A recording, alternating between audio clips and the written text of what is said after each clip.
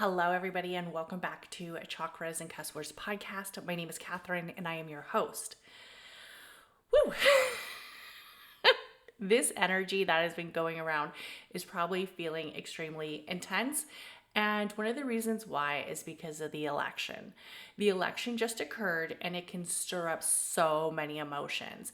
It could stir up areas of intensity, areas of frustration, areas of stress, areas of not knowing what is going to take place next.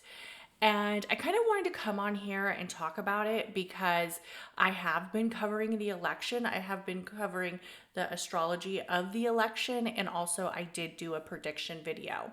I also want to talk about some of the astrologers on TikTok and some of the controversies and conspiracies and just energy behind it, right?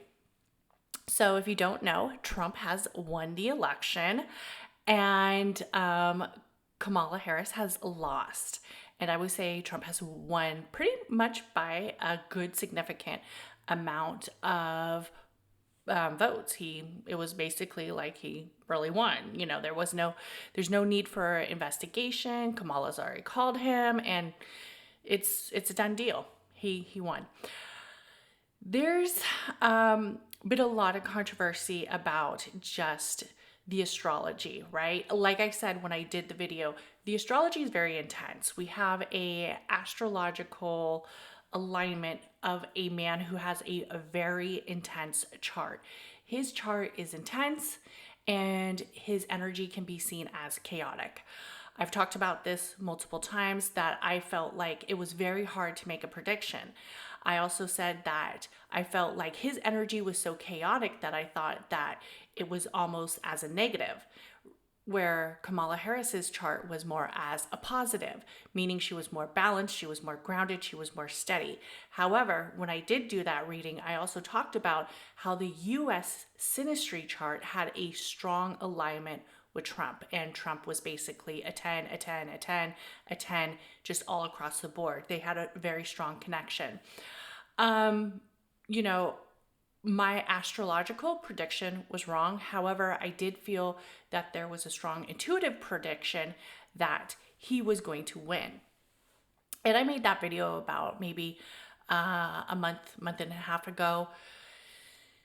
The thing that was kind of crazy when you look on the TikTok streets, and I've been calling it the astrology gate, is basically a lot of astrologers were saying that first they thought Trump was going to win, then they thought Harris was going to win, then they went back and changed, they were like going back and forth, and then finally they said Harris was going to win.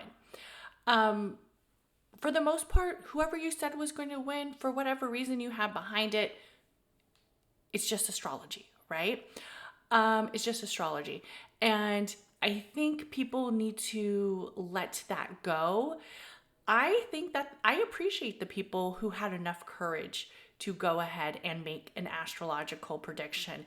Did they do it from a very long time ago? Yes, some did. And some were very standing on their word. I 100% predict, he will not be in office again, all this stuff. We have to remember that when we are dealing with energy shifts, energy changes, the collective changes. This whole energetic alignment is always evolving and moving. We cannot control the destiny of the stars. We cannot control the destiny of somebody's charts. Many astrologers have done fabulous jobs at predicting electoral candidates, electional candidates and presidents, while some, are still learning. It is a skill. Astrology is a skill set, but there is also that area of intuition. I personally feel like I probably should have just went with my energy of intuition and said that, I thought Trump was going to win. But for the most part, I thought the astrology for Kamala was better. It's either here and there, right? It doesn't matter. The thing that I have an issue with some of these astrologers is, number one, I feel like their ego has taken over the art of astrology. It has taken over the significance of how powerful and beautiful this you could call astrology a language, how powerful and beautiful this study is. They have allowed their ego to take over the energy of teaching others the beautiful elements of astrology. And you saw that on the TikTok. Now, a lot of people do not want to come forward back on screen and basically said, I fucked up. There was some who said, I fucked up. I made the wrong prediction and it didn't come true. I fucked up. And I respect that, right? I respect that tremendously. Yes. Did I astrologically get it wrong? Yeah. But there were some factors, right? And I think that is the most important part, is you seeing your energy of where you could have maybe did better, but also acknowledging that you don't have the power to tell the fucking future. Yes, there was one astrologer / psychic medium who did say Trump the whole time, and that's the infamous Salone Bella. There's a lot of shit she gets right. Has there been shit she's gotten wrong? I hope so, because there's been some predictions she's made that doesn't sit well with the ethics of, to me, this energy of the metaphysical, right? But for the most part, I follow her. I listen to her with a grain of salt, if you know what I mean. And I don't try to take anything so internally. But I think that astrology, for the most part, in certain areas and platforms, has turned into a lot of fear mongering and also has turned into a lot of ego. And we saw this with 2 astrologers who still have not gotten back on the app to basically plead their case, right? And it's very disheartening, because we have to remember that these people pay for your services and they also pay for your content creation while they are following you and watching you. For you to just bail on them, it doesn't sit right with me. As somebody who's centered more off of the collective's energy, knowing that you bailed on your listeners, your followers, because you got a prediction wrong is extremely disheartening. Can you be upset about the prediction? Yes, totally. Can you be upset about the fact that now Trump is in office? Yes, totally. But don't bail on the people who listen to you. Don't bail on the people who have been there supporting you. We have to remember that when you are an influencer or when you have something to say, that a lot of the times you are leading people, you are showing people certain lights. And if you are not showing people integrity, passion, and also lessons, then what is the point? Don't lead with your ego. Lead with love and compassion, and also lead with a little bit of humanity, humility, and also grace. That, in all honesty, is one of the things I really wanted to talk about with this whole election. Another thing that I wanted to talk about with this election is the area of tension. This energy has been feeling very tense, okay? It's also been feeling very stressful. And it's reminding me a lot of 2020. And I remember in 2020 is when I started my podcast, because the tension was so high. I honestly didn't know what to do. I just felt overwhelmed, and I was really centered in my spiritual journey and my healing journey. I would say I have made some mistakes during that time with energy of judgment and also energy of sovereignty, energy of allowing myself to feel like I can control other people's actions, decisions, and thoughts. I have to remember, just like all of us have to remember, that we are living in the country of the free. Allowing ourselves to let go of the negativity and the thoughts of another person's life path or process is substantially a fundamental aspect in our own consciousness. We cannot control other people's decisions. We cannot control other people's thoughts or thought processes. We can only control ourselves. I do think that the election was lost by Kamala Harris for multiple reasons. I don't blame her. I don't blame Trump. And I don't blame the people who voted for Trump. I'm not going to say who I voted for because, in all honesty, I don't think that's anybody's business who I voted for. Do I think Kamala was going to win the election?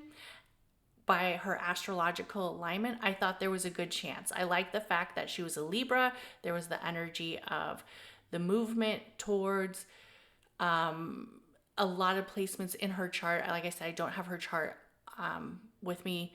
I like the fact that she was a dragon. It was the year of the dragon. There's a lot of energy that I felt was pulling her into the wind.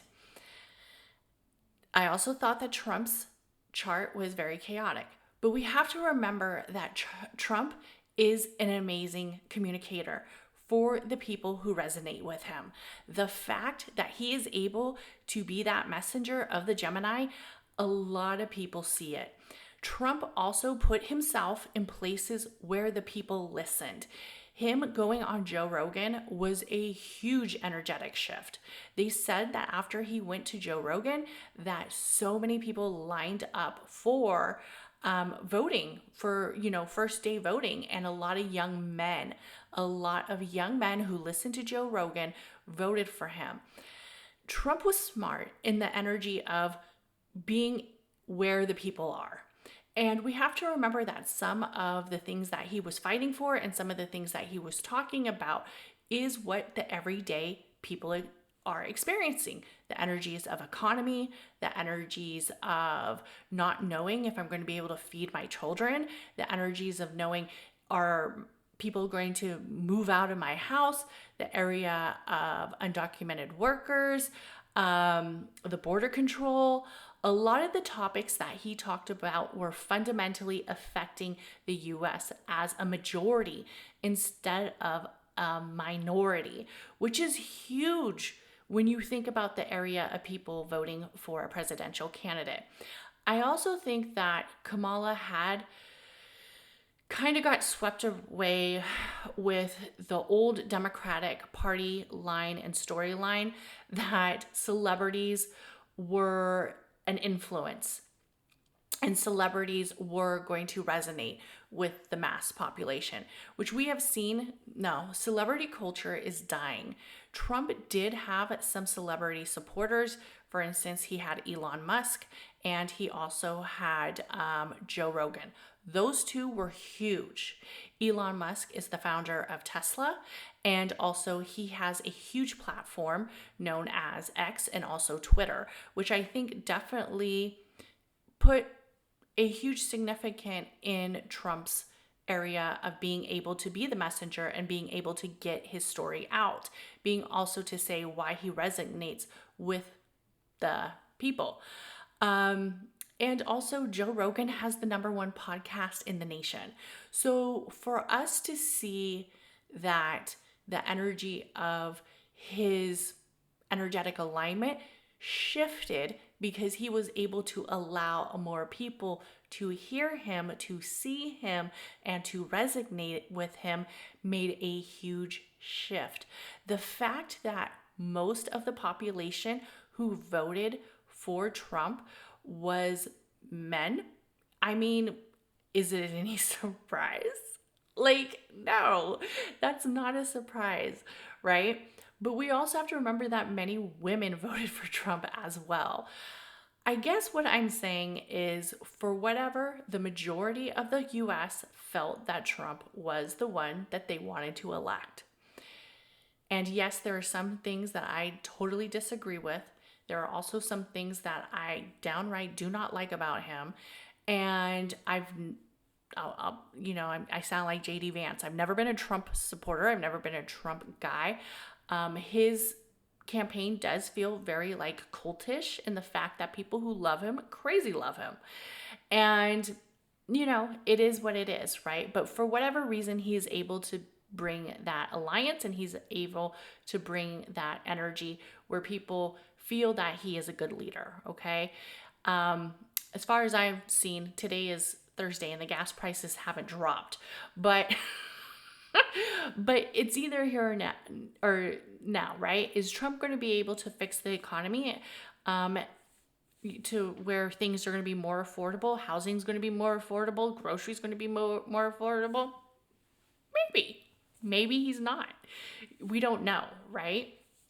Is there a huge chance that he's going to pull out of Ukraine? I think so. I think he's going to stop funding a lot of wars. And that was another thing that I think Kamala Harris's campaign totally neglected, is the fact that people still are upset that we are funding Ukraine with Russia, and also we are funding a lot of Israel and everything that has happened to the Palestinians. And do I think this could be putting us in the direction of possibly a world war? You know, some people think so. I definitely think that the fact that Elon Musk is supporting him, I think that Elon Musk is going to be a revolutionary when it comes to areas of technology. Who knows? Maybe they're going to have robots out there working. Maybe they're going to have robot armies. Maybe they're going to have robotic people in the field. We don't know, right? With Pluto and Aquarius, there is going to be a huge shift in technology and also the way we spend our money and the way that we receive our money. So definitely have that awareness. I'm not out here to fear monger anybody. I am just saying we don't know what's going to happen next. But what we do know is that there is an energy where we can allow ourselves to be present in this situation. But acting like there was a shift in the timelines or the dimensions is not very reality based. We have to concentrate on the here and now. We also have to concentrate on areas of improvement and areas of lessons, and also acknowledging that people are allowed to have their own thought processes and they are allowed to vote for the person that they want to. If you think that Trump is an amazing president and your candidate won, I'm happy for you. If you feel like Trump is not an amazing candidate and your candidate lost, I'm sad that that you feel very scared or that you feel anxious or stressed out. I do think that the division of the two parties, and I'm not saying that we should become a one-party system, but I'm just saying the division of the two parties has brought a lot of decisiveness and also division. It feels like how 2020 felt, when everybody was had a lot of hatred. So saying like, you are voting for a felon, you are voting for somebody who is a rapist, there's only certain things I can say on here. You're voting for somebody who's That's all like allegations. Is he a racist? Some people believe he is. Some people also believe that he has a long-standing line of saying racist remarks. I am one of those people who believe that. Like I said, I'm not necessarily happy or sad by the outcome, because in all honesty, I feel like the system is made to destroy us in the energy of the division of the two candidates. The energy of hatred is on both sides, right? And as a collective, that's very hard, right? And my thing is, I've lost friendships. I've lost friendships over political views, over views of even the vaccines. I've, have felt very vocal in some energies of feeling like I needed to speak up, I need to advocate, I need to do all these things. And was that necessarily the right thing? No, because I cannot change somebody else's thought process. And sometimes you have to look at what is more important, right? And I told you guys, my house is divided. My house is completely divided. Is that necessarily a good thing or a bad thing?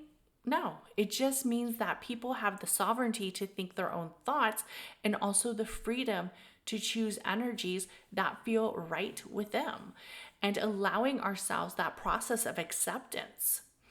And most of the thing that also I feel like affected this election is people aren't feeling appreciated. The nation is not feeling appreciated. The workers, the people who are struggling are not feeling appreciated. That sense of gratitude has been lost somewhere. And can we blame the Biden campaign? Can we blame Harris? Can we blame Trump? We could blame everybody.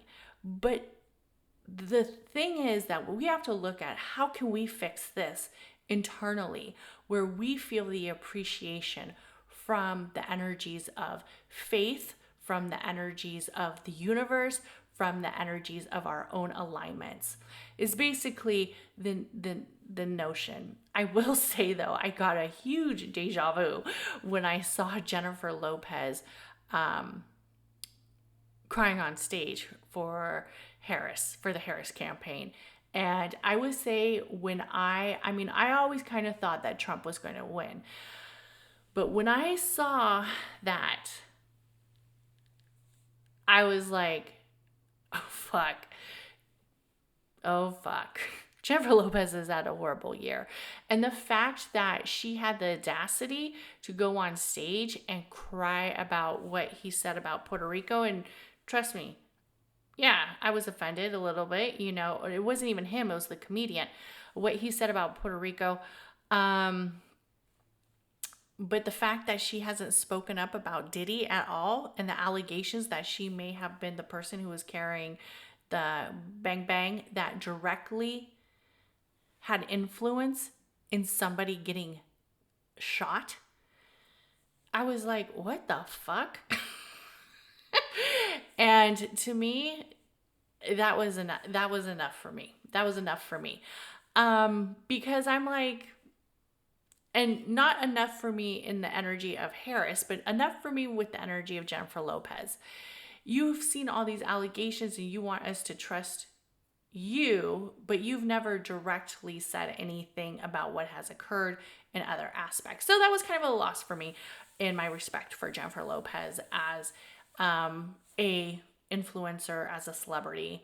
And as more and more unfolds, I've lost a lot of respect, and I think her integrity has gone down a few notches. And like I said, I just don't think the population feels like they resonate with celebrities anymore, and celebrity culture is dying. And I think Hollywood sees that. I also think that it's unfortunate that the Harris campaign did not see that. But, Trump was able to make an influence with the two celebrities and create an energetic alignment that created a mass shift of votes in his favor. So the main focus is to allow yourself that peace of mind. I wouldn't try to feel like you need to save the world, right? Advocate for your own internal processes. If it's really that hard for you to be around somebody who has different views than you, then maybe you should step away. But also look at the thoughts of why is that affecting you so much. Look at time of being centered around finding peace and also creating a safe space where you are able to reflect. And I just wanted to say that I felt like I needed to do this podcast because of the energetic shift that has occurred, because the tension that has occurred. Please, please, please take time to disconnect and feel aligned with who it is that you are and your own energetic worth and your own energetic movement of feeling gratitude towards yourself and your loved ones, regardless of who they voted for. And I hope all of you guys have an amazing, amazing, amazing day. Bye.